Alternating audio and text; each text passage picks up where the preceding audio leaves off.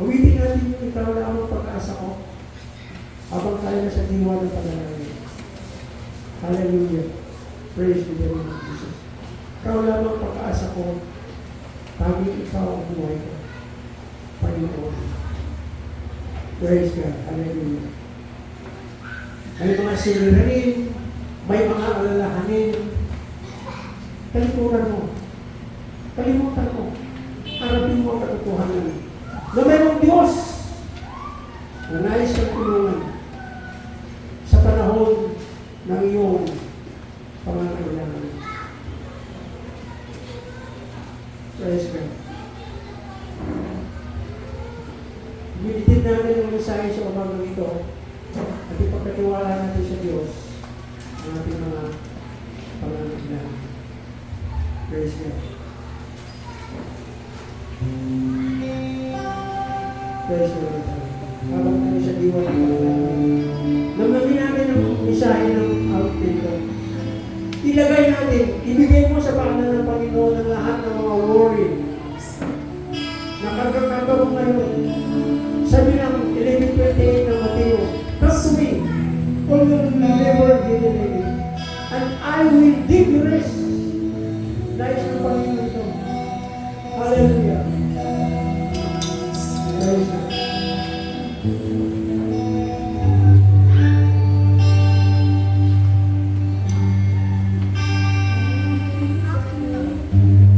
Praise God. Ikaw lang ang pag-asa ko.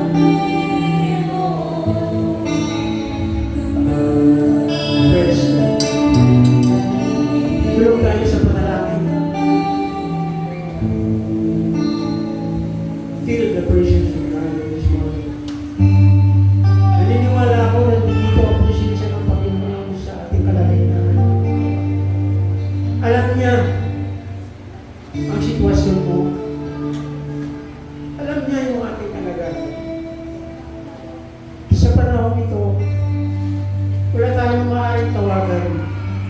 Isa lang ang ating dapat lapitan. Sa Diyos. Sa Diyos.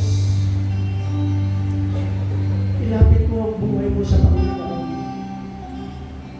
Kung noon, wala kang magawa, sa pagkakataon ito, mayroong Jesus, mayroong Panginoon, na handa kang tulungan, yakapin, ipadama sa iyo ang kanyang tunay na pagmamahal. Oh, glory to God in the highest. Glory to Jesus in the highest. Panginoon, batid mo po ang buhay ng bawat isa, Panginoon, sa mga kapatid ko ito. Lord, tumutulong po kami, Panginoon, na mayroon pong pagpakumbaba ang aming mga puso. Kailangan namin, Panginoon, ng iyong gabay. Kailangan namin ng iyong patnubay at pangunguna, Panginoon. Ilayo niyo po, Diyos, ang aming pansin sa mga bagay sa mundo nito. Turuan niyo kami, Panginoon, na buong tiwala ay bigay namin sa inyo ang aming buhay. Lord, hindi pa po huli ang lahat. Tumutulong kami, Panginoon, sa iyong harapan. Mayroong pagnanais. Pagnanais, Panginoon, na kumilos ka sa buhay ng bawat isa sa amin. Mas dali niyo, Panginoon, sa oras na ito, ang mga kananayan, mga katatayan, Panginoon, mga kabataang babaeng lalaki, O Diyos, narito sila, Panginoon, narito kami, O Diyos, handa po kami magpagamit ng aming mga sarili at buhay para sa inyo.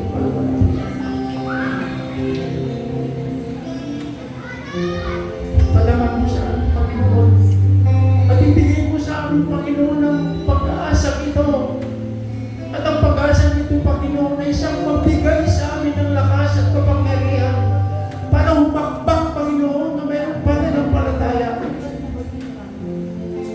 Praise God. Salamat po, Panginoon. Aming mga sinungaling, alam mo, Panginoon, dinudulog namin, Panginoon, sa inyo. Dinudulog po sa inyo, Panginoon, sa umaga ito. Ang bawat pamilya, bawat tahanan, pagpalain po ninyo, Panginoon. Manguna ka sa amin. Turuan mo kami, Panginoon, na hanapin ang iyong kabanalan, ang iyong katuwiran at ang iyong kalooban. Dahil ito ang pangako mo, Panginoon, sa chapter 6, verse 33, Panginoon Mateo, na kapag inuman ka namin, Panginoon, dadagdag mo sa amin, ibigay mo sa amin, Panginoon, iabot mo, Panginoon, sa amin ang kasagutan sa lahat ng aming mga katanungan. Pagpalain po ninyo, Panginoon, ang bawat tahanan, bawat ina. Lord, itinataas ko po sila sa inyo. Yung may mga pangailangan pinansyal, Panginoon, Lord, pagpalain ninyo sila. Ang may mga pangailangan, Panginoon, sa kanilang mga anak, Lord, provide po ninyo, Panginoon, ang pangailangan nila. Salamat po, Panginoon, dahil sa oras na ito, mayroon kaming kalayaan. Mayroon kaming kapanatagan, Panginoon, na banggitin na sabihin sa inyo ang aming mga pangangailangan. Salamat po sa mga salita ninyo na nagbibigay ng kalakasan, nagbibigay ng tamang direksyon sa aming buhay. Lord, akakbangan namin ito sa loob ng linggo ito. Ang Espiritu, Panginoon, ng pag-uuri sa amin, alisin po ninyo, Diyos, at palitan po ninyo ito ng pananampalataya.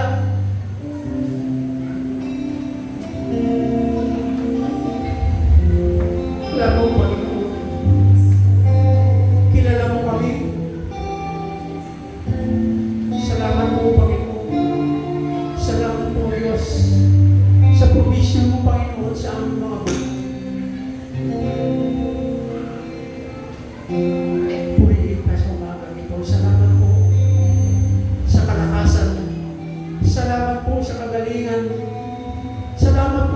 kasagutan. Salamat sa tagumpay. Naalis, Panginoon, ang mga bigat at pasanin namin sa buhay. Dahil sa mga salita mo, purihin ka, Panginoon. Yung aming mga kapatid na wala ngayon dito, Panginoon, Lord, kausapin niyo sila. Speak their heart, Panginoon.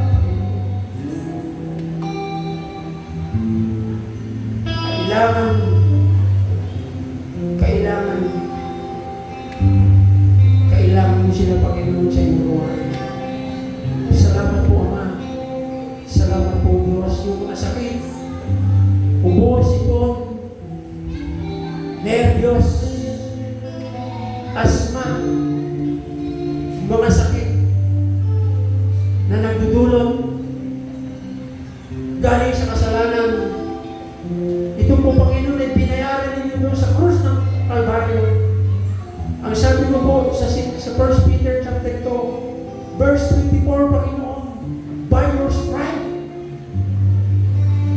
ang iyong mga sugat na tinanggap doon sa krus ng Kalbaryo, ay siya nagpapagaling ng lahat ng aming sakit at karamdaman.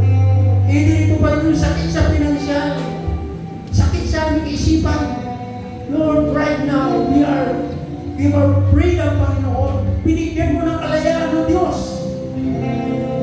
Lord, ang aming gagawin ay magpasalamat. Magpuri. Dakilahin ka namin sa aming buhay. Kilalanin ka namin bilang aming Diyos. Panginoon na nakapagligtas ng aming buhay. Salamat po, Ama, sa kasagutan, sa provision mo sa aming mga kahilingan. Lahat ng pamilya, lahat ng mga ina, lahat ng mga tatay, mga kabataan sa umagang ito, tanggapin ninyo ang biyaya ng ating Panginoon. Hallelujah. Right now, in the name of Jesus. Oh, hallelujah. Total strength. More power. By the blood of Jesus. Salamat po, Panginoon. Silanganan Community Christian Church, Panginoon. I-bless po ninyo. Pagpalain ninyo, Panginoon. Patuloy ninyong pangunguna at pangungusap, Panginoon, sa bawat elders, sa bawat leaders, Panginoon, sa bawat members, Panginoon, na dinako mo po sa lugar na ito. Salamat po, Panginoon. Salamat po, Diyos. Hallelujah. Taglay namin ngayon. Hawak namin sa umagang ito ang tagumpay. Hawak namin sa umagang ito ang pagpapala. Dahil ikaw ang Diyos na nagtagumpay na sa buhay ng iyong mga anak. Dahil ikaw ang Diyos na nagbibigay ng lahat ng pagpapala, either physical, material, emotional, at spiritual. We receive right now sa umagang ito. Purihin ka, Panginoon. Salamat po. Salamat po, Diyos. Managin ang Panginoon.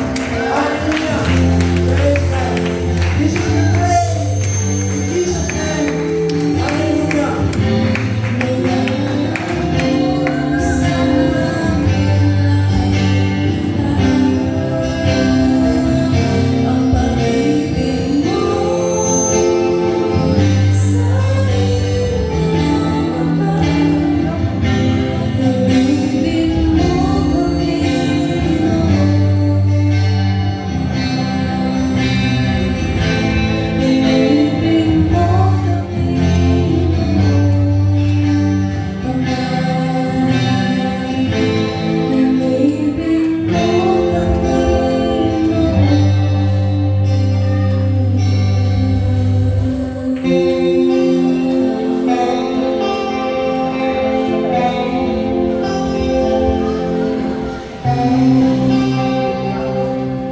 Lord,